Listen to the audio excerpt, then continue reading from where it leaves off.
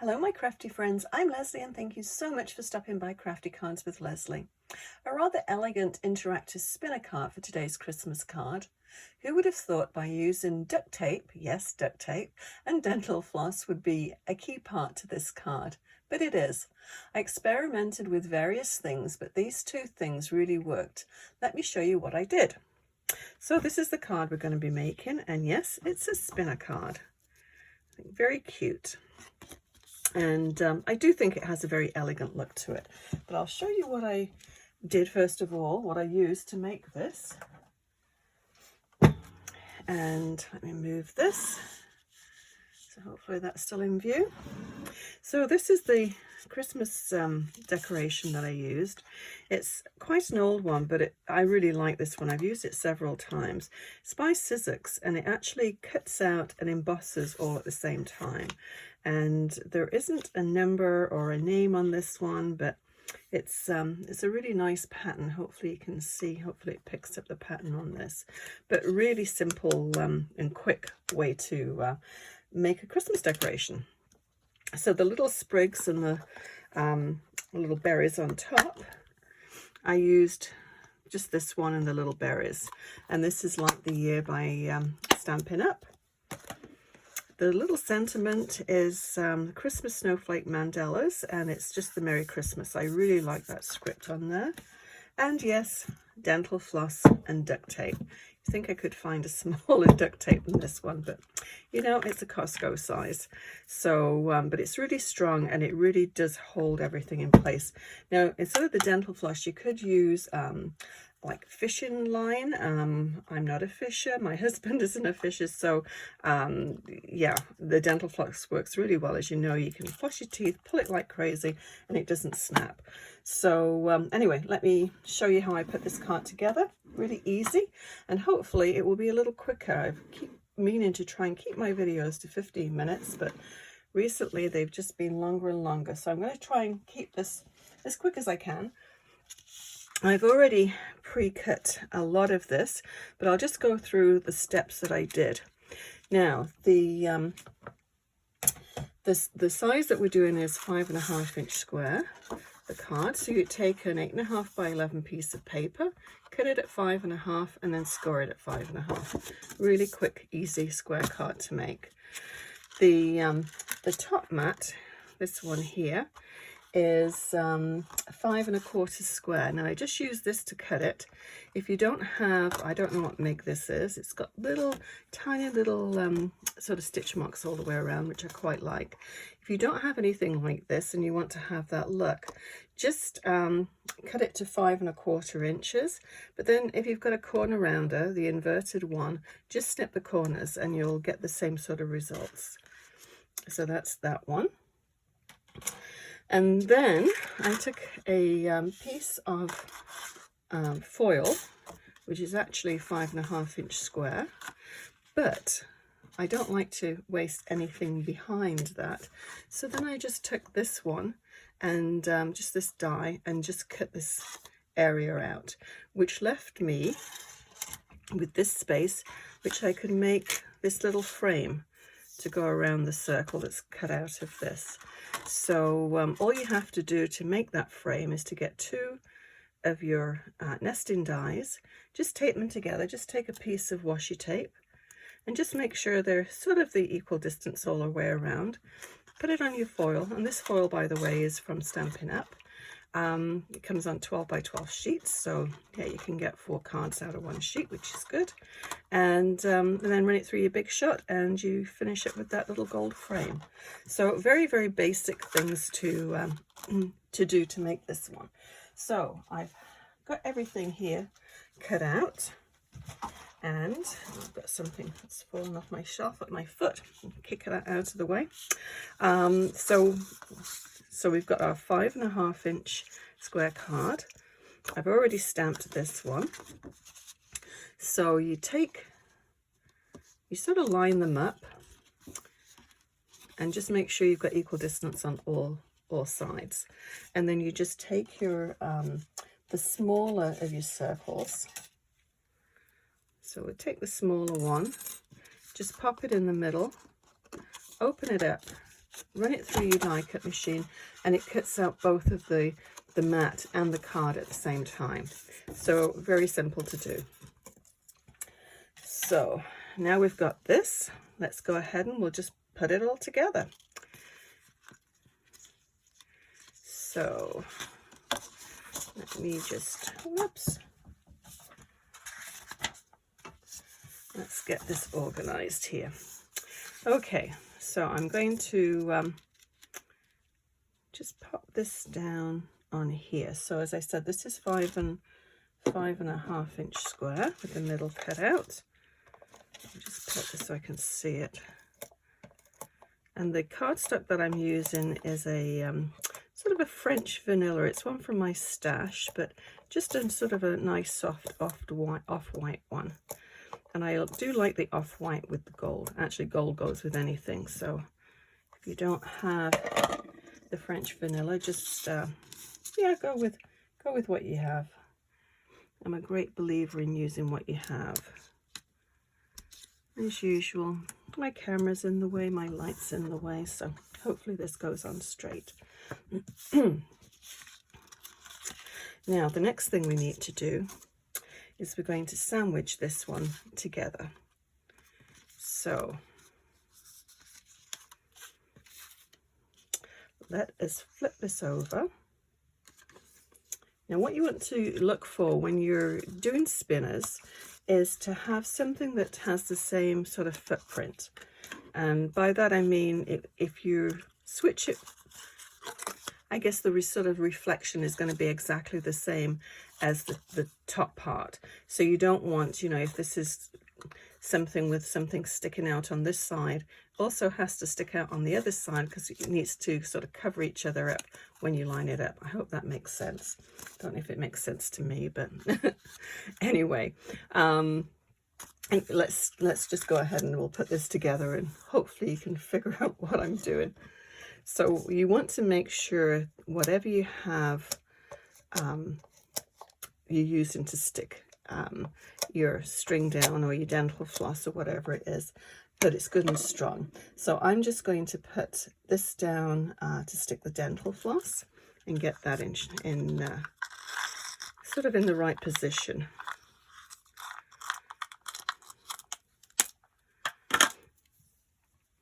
So just make sure it runs right down the middle.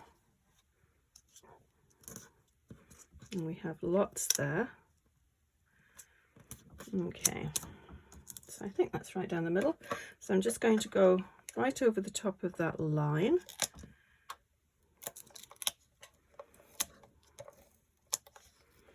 And then just put lots on around the edge, because it is embossed, so you do need to, that's very sticky, you do need to make sure it's covered.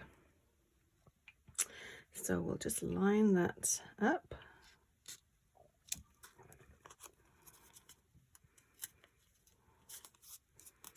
Okay, whoops, not quite. Let's see if we can jiggle that back into place. There we go. Okay, so this is the back side. Make sure you've got your sentiment going, and I recommend you do your sentiment first, just because once you start putting things on, you don't get a very flat surface. So you want to make sure everything is flat before you start stamping. Okay, so this is the tricky bit. I'm going to just put a little bit of tape here, just to hold it, sort of a temporary fix.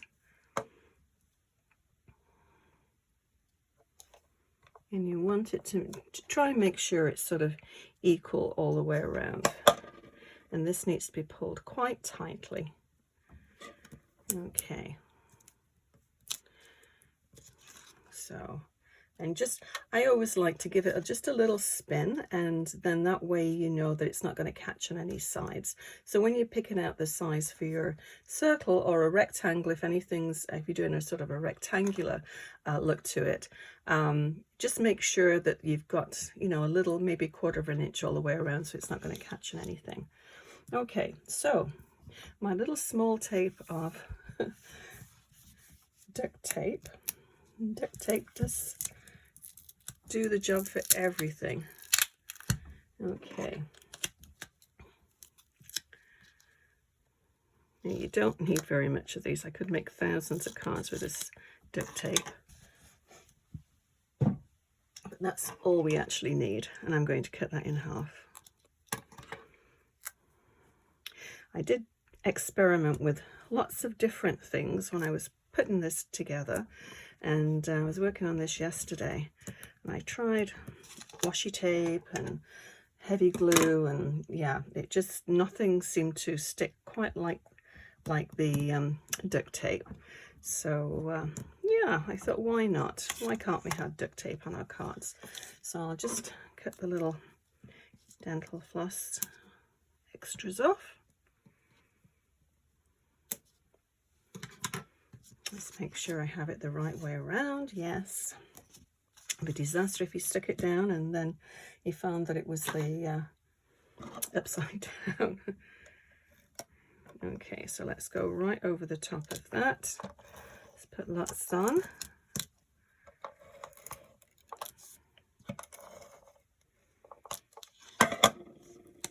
Okay, and so this can go right over the top here. And there again, I just need to get my head over here. Not easy.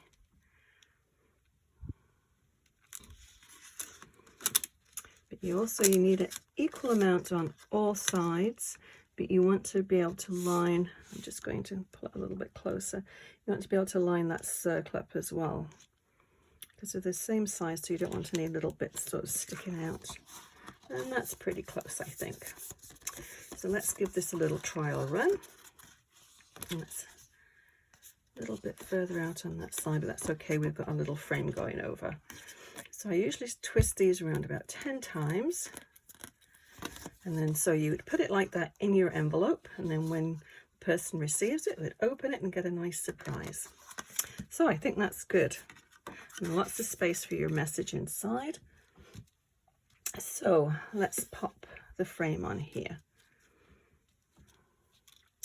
So we'll just glue that one down.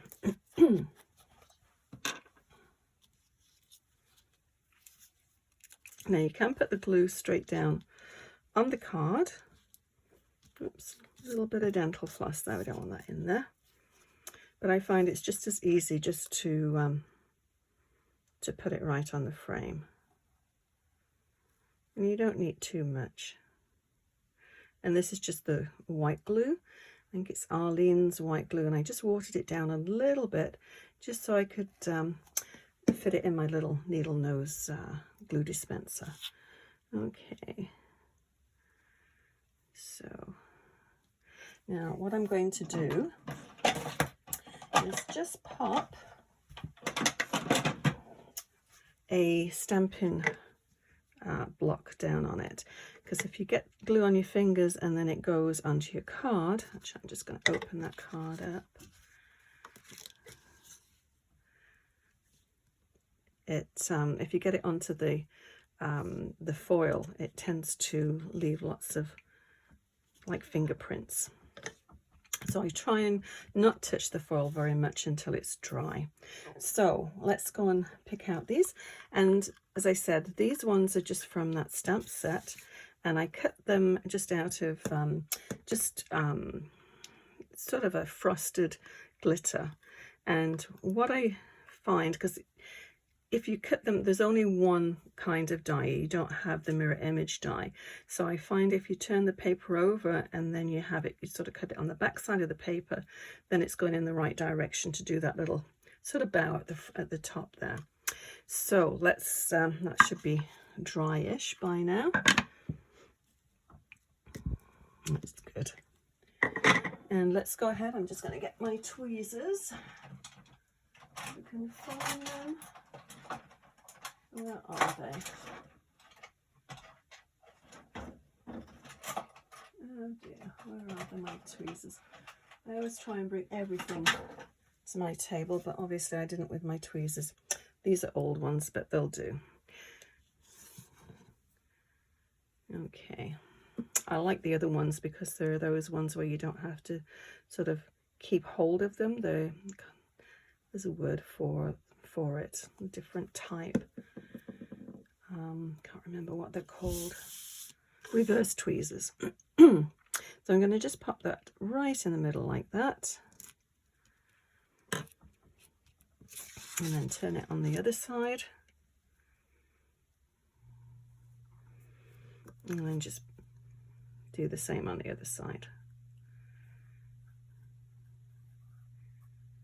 I do like the reverse tweezers and I use those all the time, so it seems weird to me using just regular tweezers. Okay, so and then we'll just put our little berries. Now for that, I'll just get my X-Acto knife. That's much easier to pick the little berries up. So what I'm going to do with this one is actually put the glue on where the berries are going to go and then just drop them on there. How am I doing for time? 16 minutes. Getting closer. Don't like to skip too many steps, but a lot of them are sort of self-explanatory and we've done them so many times before. But hopefully everybody has and can follow what I'm doing, and I'm not going too fast, but if I am, please let me know.